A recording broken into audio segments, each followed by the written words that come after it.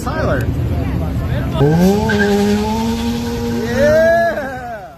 Hey guys, welcome back to another modified experience. Today we have Luca's Evo. He is the street champion for Gridlife this year, 2024. So can't wait to drive this thing and check it out and talk to Luca and see how his year went and see how what the struggles he ran into and some new stuff he put on the car and just what his favorite tracks were, some info, just to have a great time. Let's have a conversation with him and see how it goes.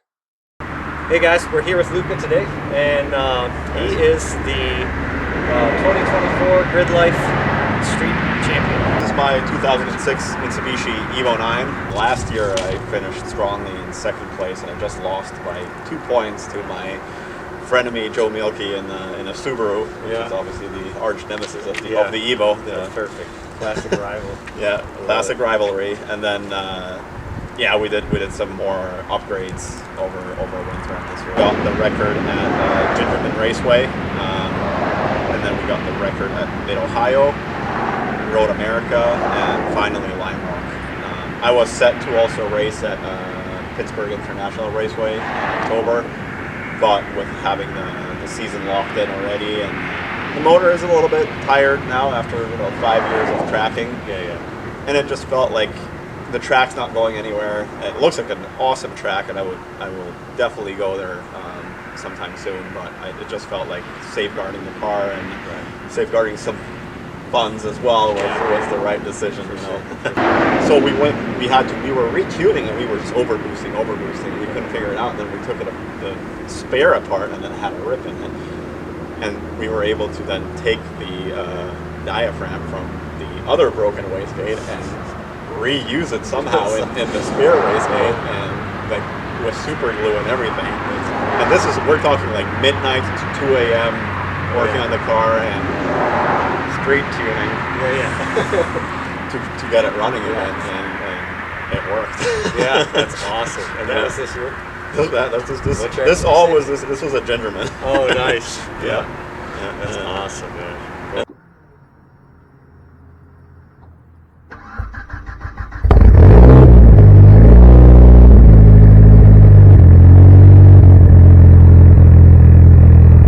Here we are doing a drive in Luca's Evo.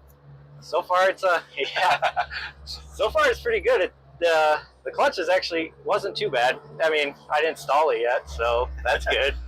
That was the real challenge. Yeah.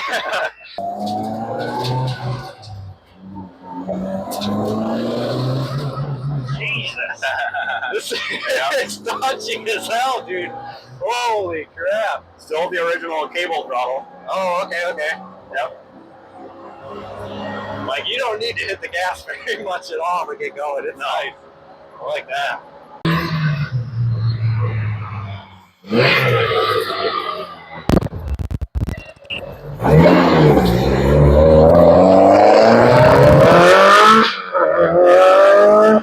Yeah, it's very responsive. Let's see how it does from a roll.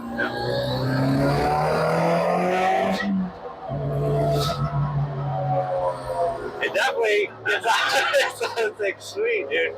I love it. It's so unexpected on how touchy the throttle is. I mean, like, the throttle response is like now. And obviously we're on a really, we're on bumpy public roads, so every bump kind of translates into the throttle. Yeah. On track, it feels so smooth. I could imagine. You can, I feel the throttle is easy to modulate. Yeah. It's very predictive. Yeah.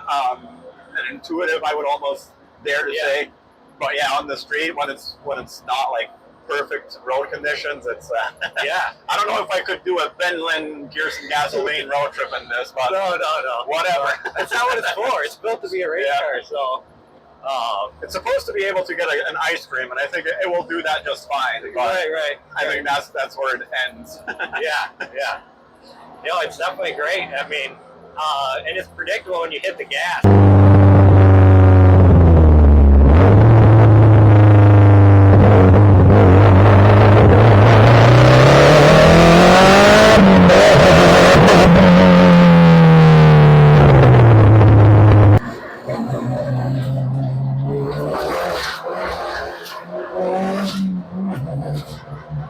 Yeah, I mean, we got a little squirrely, but it was still like easy to correct. Yeah. Like it was like, it had no issue with, I mean, just whatever you needed to do to recorrect it, it's forgiving. There wasn't like an unmanageable amount of oversteer at all. So like the second you like ease off the throttle just a touch. Did it surprise you how much steering? Steering is on this. That's something that I love about the Evo platform. Yeah. The steering rack is so direct. It is, yeah. The turning circle is horrid, but I don't think there's anything as direct out there, or not, at least not that I have driven. Okay. I mean, that's the thing. If you give it turn, it will turn. Yeah.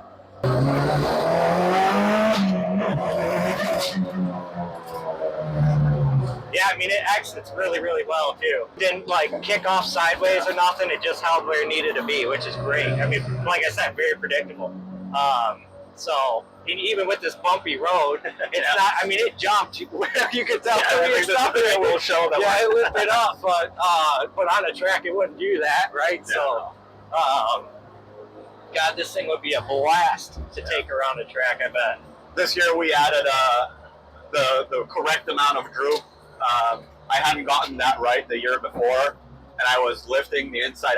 You could see that the inside rear tire would lift through corners. Okay, yeah. Whereas this year we have more droop, the correct amount of droop, and by doing so, we now have. It doesn't look as spectacular in pictures, but we have more contact bash on the ground.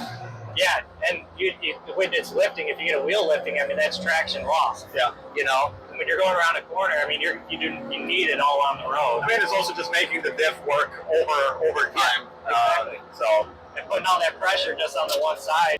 It's all about the throttle response and the steering. It is excellent. Like, and that's all stock. Yeah. The throttle is all as the stock cabling, at least. Obviously, the throttle body is bigger. Right. And the steering rack is OEM. Okay. Yeah. When you're coming out of a corner, I mean, it stays nice and straight, and the oversteer is not bad. I mean, you can correct anything without having to worry about it. And that's also how I like to. Again, I don't have tons of experience at setting up cars, but I like predictability. Right. I like something that's intuitive. I don't want to be fighting the car. No. It will understeer like Evos and most all-wheel drive cars do if you're too aggressive with releasing the brakes or with your steering inputs. But with the modifications done to the drivetrain, as in the rear differential and the tune on the front differential, I feel that the on-throttle oversteer is just perfect. Right. You know, it tells me when it's about to do it. It's not like snappy or crazy. Right. And it's easy to control. And then obviously being four-wheel drive, if it does get sideways, it just keep the foot on the ground and point to where you want to go. Yeah, straight out, just fine. So, very nice car, man. I love it. This thing's great. This would definitely be a car that I would love to build. I mean, it really does drive nice. It takes a minute to get used to the touchy throttle, though. It is like touchy. Well, that's throttle. with any car. I know. Every time you never know where the release point is or how touchy the throttle is. Right. Yeah. But the clutch is great. Very well done, man. I love this car. I mean, this is gorgeous. Yeah, that's what we have for the for our test drive. I mean, all in all, like I said, if you want to get a race car, get an Evo because they're fun. They're fun, and I'm telling you, man. And you get to be competitive in street class. Yeah, and you could be a champion. You know, so there's potential, and there's even more potential still in this car. So. For beginners or for, I mean, people who are trying to take it to the top, I mean, this is the car to go with. Yeah. All in all, it's definitely a great car. So we'll talk and finish up some more details about this real quick, and then and that's it. We're back now from the test drive, man. That thing. What do you think? I love it, dude. Like I said, I wish that we could get you set up on a track and do a drive on there, because that thing would be so much fun on a track. Yeah. It was just so forgiving, and it's just so much fun. The throttle response would be so exciting on the track. And you'll also feel that what I mean in terms of like how the car just becomes compliant and almost comfortable in that setting. Yeah, it's like comfortable at the track. Yeah. So it's not a harsh ride. No. We're running decent spring rates, but nothing excruciating. Right. Like on the street, it's a little bit excruciating, but on the track, it has still it has all that mechanical grip. Right. Yeah. Still. Yeah.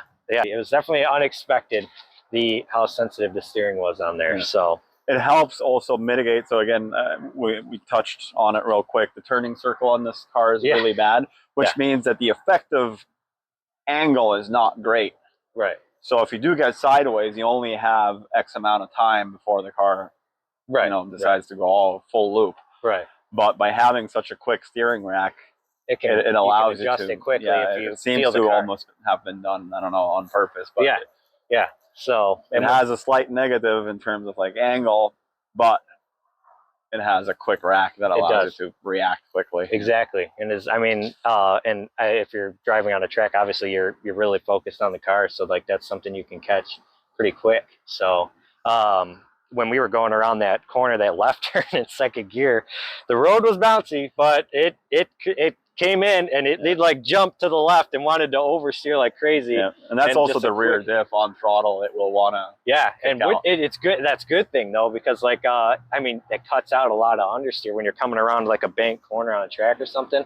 Like that video you showed me on Gingerman, you came in nice and easy. Like it came in nice and easy exiting that corner. Just because the steering was so sensitive, it could just dive right down into that corner and just exit perfect, like nice and straight.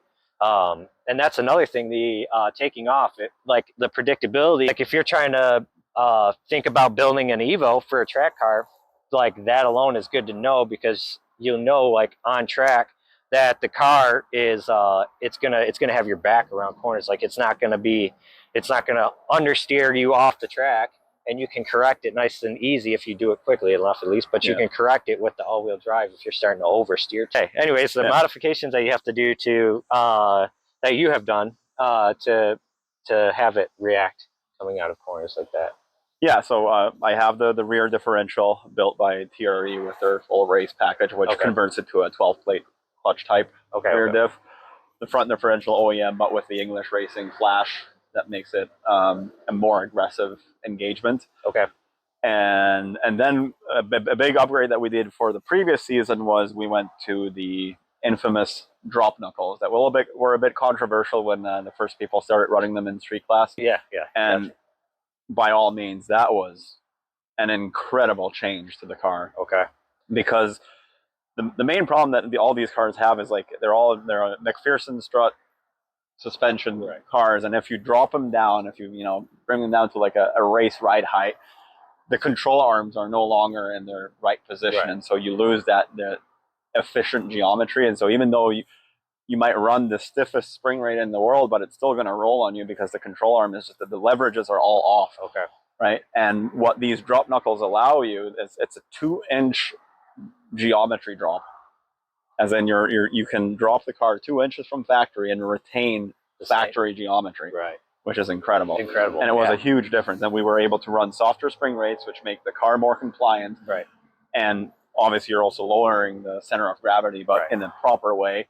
And that was huge. And also for rotation, it definitely was a big game changer. Also, you got to keep in mind, it's not, that comes with building a race car. I mean, it's not, and no matter what car you build for a race car, it's going to be cost, right? That's just what it is. I think that there's no escaping that, unfortunately. I mean, you guys see all the memes when people are like, oh, your hobby's expensive, and then you see a race car. Like, there's stuff that comes with it. If you want to race, you got to do it the right way. But if you're starting out, the platform is great. The steering is great. The all-wheel drive is great, and it's a predictable car with a lot of potential. So you could even start with something simple as coilovers and with the control arm drop.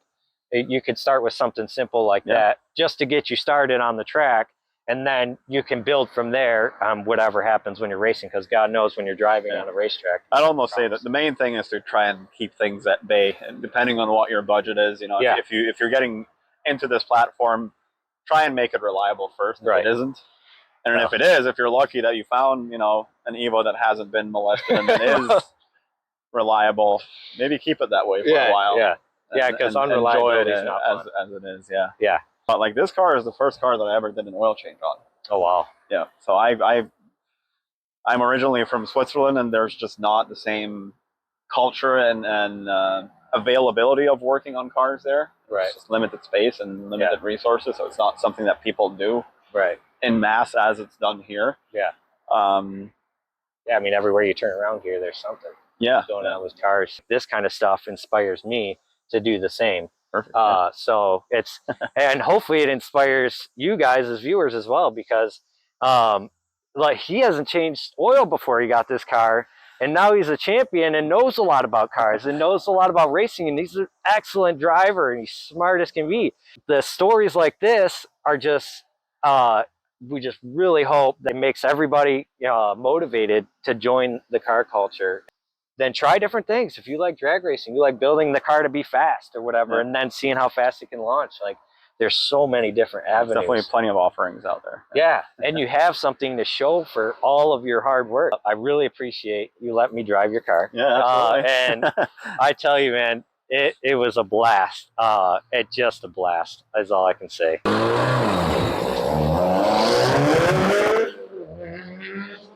I want to thank Doghouse Car Photography for sponsoring Modified Experience, and also want to thank Cruis'n Media for presenting us on their channel and for sponsoring the channel as well.